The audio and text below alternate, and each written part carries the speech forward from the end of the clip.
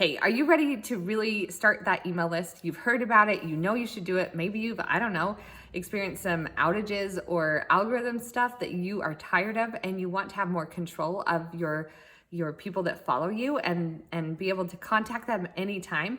And you just know that an email list is where you need to get started. Well, this video is for you. I'm going to show you why it's important, which platforms you should be on, how to get started. So let's do this. First, my name is Michelle Gifford. I am a brand strategist and business coach, and I help you, busy business owner, get clear on your marketing messages so that you can have some clear strategies to grow the business that you feel called to create. So why should we use email marketing? Well, there's a lot of statistics out there. I'm going to start with the first two that I think are most important.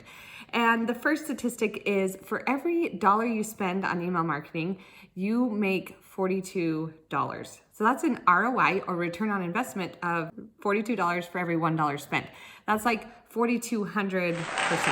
That's nuts and really not seen in any other part of your marketing efforts. The second thing is that more people are going to see your emails than your social media posts. You have to understand you don't own your social media followers. Instagram does, Facebook does. And so if they change the algorithm, if they decide they don't like you, or if there's an outage for 6 hours, then you could be affected and you won't be able to contact your audience. That's kind of a big deal. You don't own them, and you need a place that's your own, that you do own. Now, on social media, the percentage of people who actually see our content that follow us is just like very, very small, like 3% or something. It's kind of crazy. On your email list, the average open rate is 15 to 20%. So that's a much bigger percentage of people who are going to see you if you send them an email versus just posting once on social media. All right, so you know you need an email list, you're ready to do this. So which email list provider do you need? So I have three providers that I recommend. Number one is MailChimp. Now, MailChimp is free for the first 2,000 subscribers. So if you're just starting out, this is a really great option. There are some things about MailChimp that are a little bit harder to understand, and it can be a little bit clunky. But like I said, it's free. So if you are just starting out and you do have a little bit of a budget, I do recommend Flowdesk. Flowdesk is by far the easiest email system to get started on. There are some downsides to it. One is that it's not very robust, okay? So you can send out emails, you can collect emails. It's very simple. But right now, I have a coupon code. I think it's $38 a month right now. And with my coupon code, you can get it for $19 a month, and it locks it in. So you have MailChimp that's free. It's a little bit more clunky. If you're doing like a Shopify account or something like that, I do think MailChimp is where I would go. If you want more beautiful emails that are it's really quick and easy to set up, Flowdesk is your way to go. With my coupon code, it's $19. But maybe you're like me and you needed something a little bit more than just emails. Maybe you need a place to host your course, and you're starting Facebook ads and you want to have a place that integrates with your email marketing system. Or maybe you have a membership like me and you want to have a place where the membership happens. You have a password protected part of your website and you want to create landing pages and sales pages and accept payment. Well, in that case, I definitely recommend DaVinci. Now, this is something that I used to be on a different platform, but recently I switched over to DaVinci because it's less money. So you can get started. There's a free trial if you click my link below. And then depending on your list size, it's going to be about $99 a month.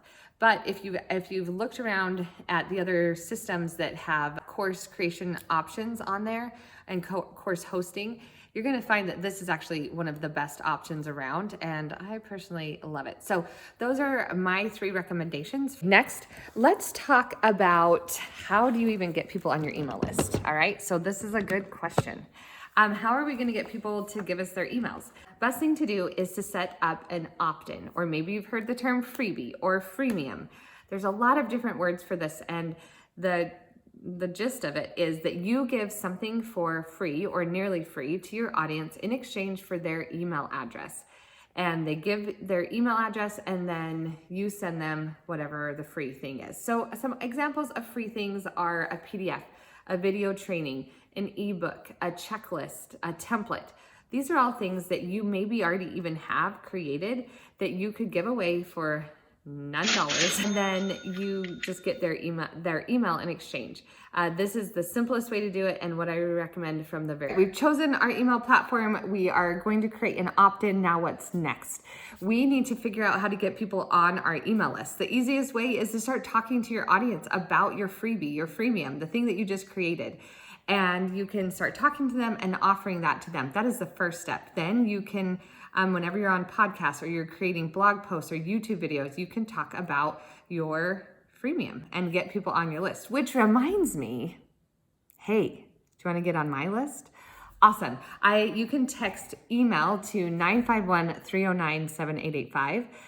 Or click the link below. But if you want to get on my text list, then you can do that too. So it's 951-309-7885. Just text the word email and you'll be on the list. Go do that right now. So just like I just did that, you can do that with whatever content you're creating. So if you have a podcast, start talking about it on your podcast. If you have a blog post, then link to it in your blog post. If you're on YouTube, hey, talk about it. The last thing we want to talk about is what are you going to email out to your audience? Now, the whole goal here is to be of value to your audience. You don't want to just sell, sell, sell. Nope, we need to show up and give value to them. And then when it is time to sell, they're going to be engaged. They're going to trust you. You're already going to have that relationship with them, which will make it easy for them to say yes to your products. So I recommend at having whatever your business is, having at least one core piece of content that you create every week. This is a high value piece of content, whether that's a podcast, YouTube, blog post, whatever. It's a high value piece of content.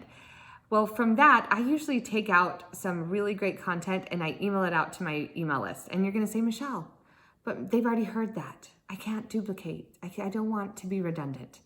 And here is the honest truth. You are putting out a lot of content and not everyone's seeing it. So don't be afraid to send out an email after you have had a really great Instagram Live, summing up what you talked about in that Instagram Live, and then directing people back to Instagram for the whole story. Or what I do is I have a podcast, right? I have a podcast. It's called the Built to Last Business Podcast with Michelle Gifford. Come find me.